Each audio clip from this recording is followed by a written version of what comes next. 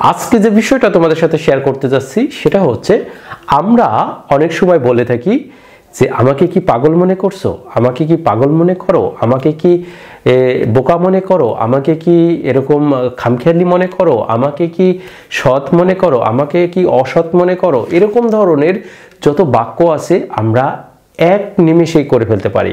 কিভাবে করব সেই সব বাক্যগুলো করার জন্য আমাদের কিছু নিয়ম জানতে হবে। সেটা হচ্ছে আজকে যে নিয়মটা জানবো সেটা হচ্ছে do you consider plus object plus to be plus adjective থাকবে। তাহলে আজকের এই নিয়ম দিয়ে আমরা অনায়াসে এরকম ধরনের বাংলা থেকে ইংরেজি করে ফেলতে পারি। যাই হোক বন্ধুরা, তোমরা যারা এখনো এইসব নিয়মগুলো জানো না তোমাদের জন্য এই ভিডিওটা অনেক অনেক ইম্পর্টেন্ট।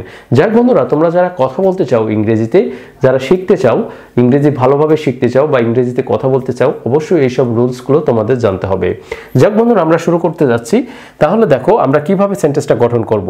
প্রথমে আমরা বলতে পারি ডু ইউ কনসিডার প্লাস প্রথমে আমরা বসাবো ডু ইউ কনসিডার। তাহলে প্রথমে আমরা বসাবো ডু ইউ কনসিডার, নেক্সট বসাবো অবজেক্ট, তারপরে বসাবো টু বি, তারপরে একটা অ্যাডজেক্টিভ। তাহলে এখন আসো, তুমি কি আমাকে পাগল মনে করো।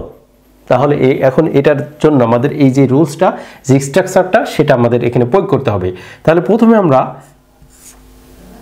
ডু ইউ, তারপরে আমরা সাবজেক্ট বসাবো ডু ইউ, তারপরে আমরা কি বসাবো যে কনসিডার। কনসিডার তাহলে আমরা এখানে ডু অথবা ডাজও বসাতে পারি।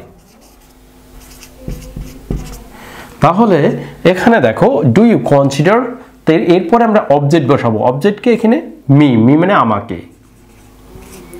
তারপরে বলছে অবজেক্টের পরে টু বি, একটা টু বি বসাই দিলাম। তারপরে বলছে অ্যাডজেক্টিভ। অ্যাডজেক্টিভকে এর ভিতরে দেখো, অ্যাডজেক্টিভ হচ্ছে পাগল, তাহলে ম্যাড। আর যদি বলা হয় তুমি কি আমাকে পাগল মনে করতেছো, তাহলে কি are you considering me to be mad, are you considering me to be mad. তারপরে দেখো এখানে তুমি কি আমাকে বোকা মনে করো, তুমি কি আমাকে বোকা মনে করো। এটা কে করতে পারবা, তোমরা কি পারবা টু বি আমাকে বোকা মনে করো। বোকা বলতে কি স্টুপিড, বোকা বলতে কি বোঝো স্টুপিড। তুমি কি আমাকে বোকা মনে করো। দেখো একদম কত সুন্দর বাক্য, যে তুমি কি আমাকে বোকা মনে করো। তাহলে আমরা প্রথমে ডু ইউ কনসিডার, তারপরে আমরা বসাবো কি ডু ইউ কনসিডার। যেহেতু এটা কোশ্চেন করছে তাহলে আমরা এটা প্রশ্ন জিজ্ঞাসা চিহ্ন হবে। তাহলে আমরা এখানে ডু ইউ কনসিডার, এরপরে আমরা কি বসাবো বলেছে অবজেক্ট। অবজেক্টকে মি মানে কি আমাকে। তবে কি মনে করার কথা বলছে, বোকা স্টুপিড।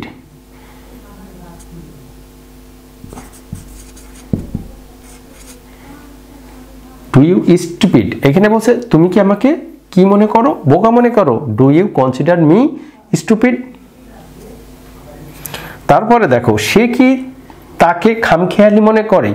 খামখেয়ালের ইংরেজিটা হচ্ছে আমরা এখানে বলতে পারি সে কি তাকে খামখেয়ালি। তাহলে এখানে কি হবে ডাজ। তাহলে আমরা এখানে কি বসাবো ডাজ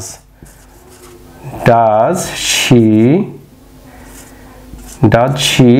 এরপরে আমরা কি বসাবো দেখো কনসিডার, এখানে কি বসাবো কনসিডার তাকে হিম। তাহলে ডাজ শি কনসিডার হিম। তারপরে আমরা বসাবো কি অবজেক্টের পরে টু বি, সরি এখানে একটু ভুল হয়ে গেছে, স্টুপিডটা পরে হবে, two be stupid.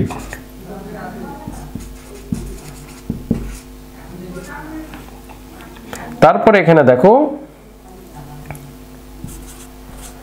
Two B খামখেয়ালি মোডি।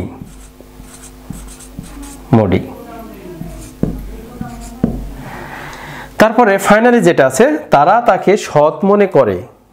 তারা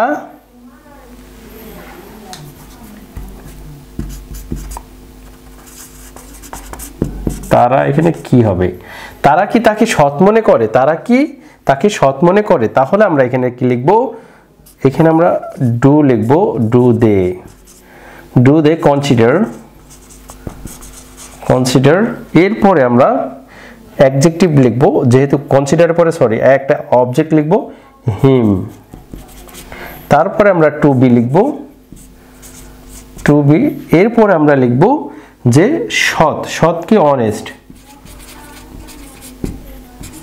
তাহলে এটার ইংরেজিটা হচ্ছে দেখো, do they consider, do they consider him, do they consider him to be honest, do they consider him to be honest.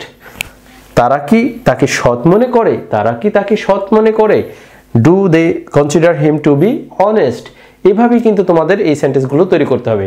তাহলে আমাদের এখানে শুধুমাত্র এই যে কোনো টেন্স অনুসারে এই যে ডু বা ডাস বসতে পারে, অথবা করেছিল সেই ক্ষেত্রেও বলতে পারো ডিড হবে, শুধুমাত্র এই সেন্টেন্সের পরে নির্ভর করবে এটা ডু অথবা ডাজ হবে সেটা। যাক বন্ধুরা, আজকে এ পর্যন্ত, ভালো থেকো, সুস্থ থেকো, আর ভিডিওটা ভালো লাগলে অবশ্যই শেয়ার করে দিও। আল্লাহ হাফেজ।